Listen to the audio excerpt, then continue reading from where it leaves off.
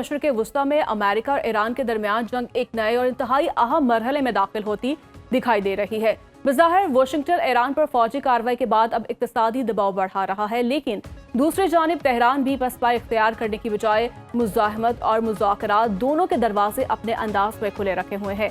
इस पूरी सूरत हाल में सबसे अहम महाज अब सिर्फ मैदान जंग नहीं बल्कि आबनाए हुर्मस बन चुका है, क्योंकि इस एक समंदरी रास्ते से जुड़ी कशीदगी आलमी तवानाई, तेल की कीमतों और बैनुल अक़वामी तिजारत तक असरअंदाज हो सकती है।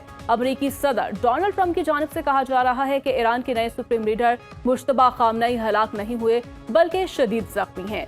ताहम इस दावे की आज़ादाना तस्दीक सामने नहीं आई और मुश्तबा खामनेई भी तवील अरसे से अवामी सतह पर नजर नहीं आए। इसीलिए फिलहाल उनकी हालत से मुतालिक अमरीकी सदर के बयान को दावे के तौर पर ही देखना होगा। दूसरी तरफ ट्रंप मुसलसल ये मौक़िफ़ अख्तियार कर रहे हैं कि ईरान के खिलाफ अमरीकी इक़्तिसादी और अस्करी दबाव मुअस्सर साबित हो रहा है। वाशिंगटन ने ईरान के तेल, मालियाती निज़ाम और तिजारत से जुड़े मजीद नेटवर्क्स पर पाबंदियां सख्त की हैं और अमरीकी वज़ीर ख़ज़ाना स्कॉट बेसेंट भी वाज़ेह कर चुके हैं कि ईरान को आबनाए हुर्मस को आलमी तिजारत पर दबाव के लिए इस्तेमाल करने की इजाज़त नहीं दी जाएगी। लेकिन यहाँ एक अहम तज़ाद मौजूद है। अमरीका हुर्मस को खुला करार दे रहा है, जबकि ज़मीनी सूरत हाल अभी मुकम्मल मामूल पर नहीं आई। ईरान और ओमान महदूद बहरी आमदरफ्त के लिए एक आर्जी रास्ते पर काम कर रहे हैं, जबकि ईरानी बहरिया की जानिब से भारतीय ऑयल टैंकर को रोके जाने की रिपोर्ट ने भी वाज़ेह कर दिया है कि हुर्मस में सूरत हाल अभी पूरी तरह मुस्तहकम नहीं हुई और यही वो मुकाम है जहां आलमी ताकतों की नजरें सिर्फ फौजी कार्रवाई पर नहीं बल्कि सिफारतकारी पर भी मरकूज हो गई है। ईरान के सदर मसूद पज़ेश्कियान ने अमरीकी इक़्तिसादी दबाव को मुस्तरद करते हुए वाज़ेह किया कि तेहरान पाबंदियों के सामने झुकने के लिए तैयार नहीं। उनका कहना है कि अमरीका मुआशी मुश्किलात के जरिए ईरानी मुआशरे में इख्तलाफ और इंतशार पैदा करना चाहता है। इसीलिए मौजूदा हालात में कौमी इत्तेहाद और हुकूमतों अवाम के ताउन को मजीद अहमियत हासिल हो गई है। यानी वाशिंगटन का हिसाब ये है कि इक़्तिसादी दबाव ईरान को मुज़ाकरात की मेज़ तक ले आएगा, जबकि तेहरान का मौक़िफ़ है कि पाबंदियां उसे अपनी पॉलिसी तब्दील करने पर मजबूर नहीं कर सकती। इसी तातुल को तोड़ने के लिए पाकिस्तान की सफारती कोशिशें अहम बन जाती हैं। इस्लामाबाद ने अमरीका और ईरान के दरमियान बराह रास्त मुज़ाकरात दोबारा शुरू करवाने के लिए मजीद 60 रोज़ा फ्रेमवर्क की तजवीज़ दी है। फील्ड मार्शल आसिम मुनीर के तेहरान दौरे के बाद ये कोशिश सामने आई, तहम इस नई तजवीज़ की अभी तीनों ममालिक की जानिब से बाज़ाब्ता तस्दीक नहीं हुई। पाकिस्तान के साथ साथ कतर भी सालसी के मैदान में मुतहरिक है। कतरी प्राइम मिनिस्टर शेख मोहम्मद बिन अब्दुर्रहमान आल सानी तेहरान का दौरा कर रहे हैं ताकि मुज़ाकरात की बहाली, कशीदगी में कमी और हुर्मस में जहाज रानी की आज़ादी के हवाले से बात आगे बढ़ाई जा सके। ओमान पहले ही हुर्मस के मामले में ईरान के साथ राब्ते में है। यूं खत्ते में जंग के साथ एक मतवाजी सफारती सरगर्मी भी जारी है, लेकिन इस सफारती अमल के सामने सबसे बड़ी रुकावट इसराइल का सख्त मौक़िफ़ है।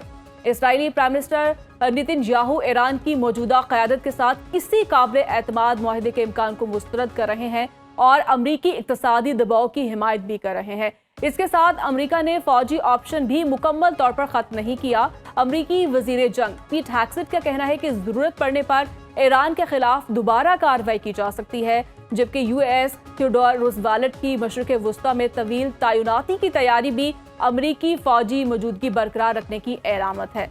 तो इस वक्त असल तस्वीर क्या है? एक तरफ अमेरिका ईरान को पाबंदियों और माली दबाव के जरिए मुज़ाकरात पर लाने की कोशिश कर रहा है, दूसरी जानिब ईरान हुर्मस अपनी मुआशी मुज़ाहमत और इलाकाई असर रसूख को मुज़ाकराती ताकत के तौर पर इस्तेमाल कर रहा है। पाकिस्तान और कतर सिफारती रास्ता खोलने की कोशिश कर रहे हैं। ओमान हुर्मस में अमली हल तलाश कर रहा है, जबकि इसराइल किसी ऐसे के बारे में मोहतात बल्कि सख्त मौक़िफ़ रखता है जिससे ईरान दोबारा मजबूत पोजीशन में आ सके। और इस सब के दरमियान दुनिया की नजरें आबनाए हुर्मस पर है। अगर यहाँ बहरी आमदरफ्त मुकम्मल तौर पर बहाल होती है तो आलमी तवानाई की मंडी को बड़ा रिलीफ मिल सकता है, लेकिन अगर कशीदगी दोबारा बढ़ी तो तेल, शिपिंग और आलमी तिजारत एक बार फिर दबाव में आ सकती है। इसीलिए आने वाले दिनों का असल सवाल ये नहीं कि अमेरिका या ईरान में से कौन सिर्फ अस्करी तौर पर गालिब आया, बल्कि ये है कि क्या इक्तिसादी दबाव हुर्मस का मामला और इलाकाई सालसी दोनों मुल्कों को एक ऐसे मुज़ाकराती मुआहदे तक पहुंचा सकती है जो जंग को मुस्तकिल तौर पर रोक सके, क्योंकि फिलहाल जंग खत्म होने के आसार से ज्यादा जंग के बाद की शराइत तय करने की कश्मकश दिखाई दे रही है।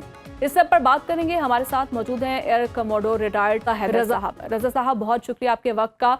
रजा हैदर साहब, 6 माह से जारी जंग में अमेरिका ने ईरान की फौजी और मुआशी सलाहियत को खासा नुकसान पहुंचाने का दावा किया, लेकिन जंग अभी खत्म नहीं हुई और हुर्मस भी मुकम्मल तौर पर मामूल पर नहीं आया। तो क्या हम ये समझें कि अमेरिका अपनी मतलूबा फैसला कुन कामयाबी हासिल नहीं कर सका, या फिर जंग का अगला मरहला ही दरअसल अमरीकी हिकमत अमली का हिस्सा है? जहां तक आपके सवाल का ताल्लुक है कि ईरान यूएस की हिकमत अमली, मैं समझता हूं कि यूएस अब अपने कन्वेंशनल वॉरफेयर से इकोनॉमिक वॉरफेयर पे जो शिफ्ट हुआ है, जिसको वो इकोनॉमिक डी डे भी कह रहा है, उसके कुछ रीजंस हैं। तो सबसे पहले हमें देखना होगा कि why they have shifted from convention to the economic warfare, और उसके बाद देखते हैं कि वो इसको सस्टेन भी कर सकेगा या नहीं। देखिए, वाई में तो सबसे पहले आ जाता है कि यूएस क्या सस्टेन कर सकता है इस जंग को।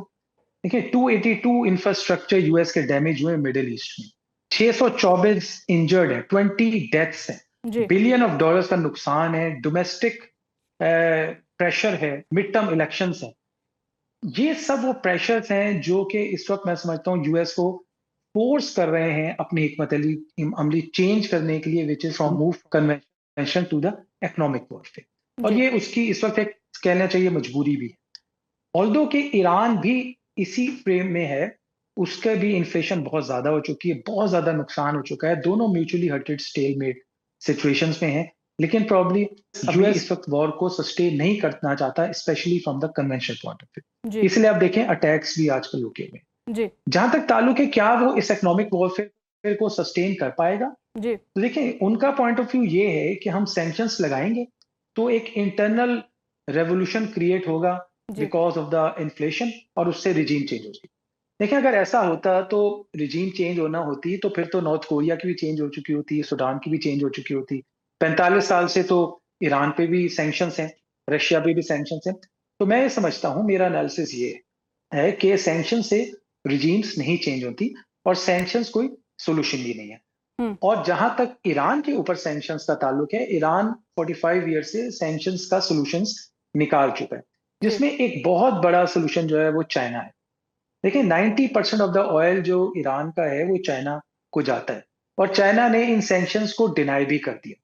तो इसका मतलब है कि ये सैंक्शंस तो वैसे ही कोई वर्केबल सोल्यूशन नहीं लग रहा। तो मैं समझता हूं कि ये इकोनॉमिक वॉर जो अभी इनिशिएट की है, जिसको यूएस इकोनॉमिक डी डे कह रहा है, ये कामयाब नहीं हो सकेगी, स्पेसिफिकली ईरान के पर्सपेक्टिव में।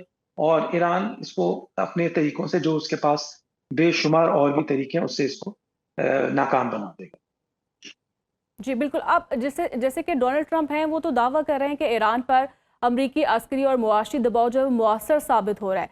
आपके नज़दीक क्या ईरान वाकई इस दबाव से कमज़ोर हो रहा है? जैसे कि आप कुछ देर पहले ये बात बता रहे थे हमें कि यहाँ तेहरान अब भी इतनी गुंजाइश रखता है कि वाशिंगटन की शराइत कबूल करने से इनकार कर सके।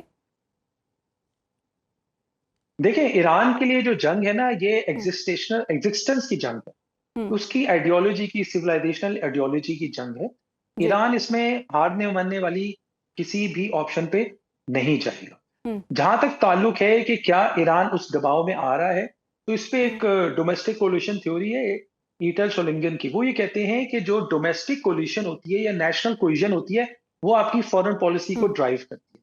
बिल्कुल। तो ईरान की इस वक्त नेशनल कोहिजन बहुत स्ट्रांग है, जो कि हमने उनके सुप्रीम लीडर के जो जनाजा था उसमें भी हमने देखी, और वो कंटिन्यूसली इस बात को परसू कर रहे थे कि हम रिवेंज लेंगे या हम इस जंग का बदला लेंगे। तो ईरान की जो डोमेस्टिक कोलिशन है वो इतनी स्ट्रांग है इस वक्त कि वो इस जंग को सस्टेन कर सकता है। On the other hand, US की डोमेस्टिक कोलिशन इस वक्त बिल्कुल नहीं है, स्प्लिट है। सिर्फ 31% लोग हैं जो इस जंग की फेवर में है। डोनाल्ड ट्रंप की पॉपुलैरिटी का इंडेक्स 33% पे आ चुका है। नवंबर में मिड टर्म इलेक्शंस हैं।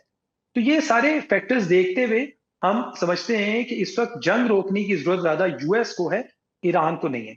ईरान ने अपना सोल्यूशन मिलिट्री भी निकाला हुआ है। उसने जो एसिमेट्रिक वॉरफेयर शुरू की है in form of drones and missiles and in a form of strait of Hormuz, जो कि इकोनॉमी की साइड पे आ जाता है, वो इस जंग को अभी सस्टेन करने की पोजीशन में है। जी बिल्कुल। आप कैसे देखते हैं कि ट्रंप ने जो है मुश्तबा खामनेई के शदीद जख्मी होने का भी दावा किया? पहले भी हमने बहुत से दावे सुने हैं उनकी जानिब से, लेकिन इनकी मौजूदा हालत के बारे में आज़ादाना तस्दीक नहीं हुई। एक दिफाई माहिर की हैसियत से आप इस गैर यकीनी सूरत हाल को ईरान की दाखिली क़यादत और फैसला साजी के तनाजुर में किस तरह देखते हैं? देखिए, जो सुप्रीम लीडर हैं उनके मुश्तबा खुमेनाई, वो डिफरेंट वीडियोस में अपीयर भी होते रहे। 10 अगस्त को भी उनकी एक वीडियो आई थी जिसमें वो एक लेक्चर से दे रहे थे। उनकी एक प्रेसिडेंट के साथ भी एक आई है। तो ये एक एज ए डीमोरलाइजेशन कह सकते हैं यूएस की तरफ से, और प्रेशर टैक्टिक्स के तौर पे मैं हम्म। इसको देखता हूँ। जहां तक इम्पैक्ट की बात आपने की, तो देखिए, एक national supreme national security council है ईरान में, जो कि एक डिसीजन मेकिंग बॉडी है। उसको प्रेसिडेंट हेड करता है, और उसके फिर अपने सेक्रेटरी नेशनल सुप्रीम हम्म। नेशनल सिक्योरिटी काउंसिल है, और उसके नीचे फिर मिनिस्टर्स हैं, चीफ्स हैं। जी। वो सारे डिसीजन मेकिंग बॉडी है। हम्म। वहां पे 2 सुप्रीम लीडर के रेप्स भी होते हैं उसी काउंसिल में, और वो काउंसिल एक डिसीजन लेती है जो कि फिर आगे जिसके हम्म। हिसाब से अपनी स्ट्रेटेजी बनाते हैं। तो ये नहीं है कि डे टू डे के जो डिसीजंस हैं वो कोई सुप्रीम लीडर ने लेने। अगर आप थोड़ा सा इसके बैक में जाएं, तो जो हम्म। 2025 की जंग थी ईरान और इसराइल की, उसमें भी जो अली खुमैनी थे वो कोई डे टू डे डिसीजंस नहीं ले रहे थे। हम्म। सुप्रीम काउंसिल जो थी वो डिसीजंस ले रही थी, और उनसे सिर्फ वो गाइडेंस लेती थी। तो मैं जी। समझता हूँ कि ये सिर्फ एक प्रेशर टैक्टिस है। हम्म। इसका ईरान की डिसीजन मेकिंग बॉडी में इसका कोई इम्पैक्ट नहीं होगा। जी।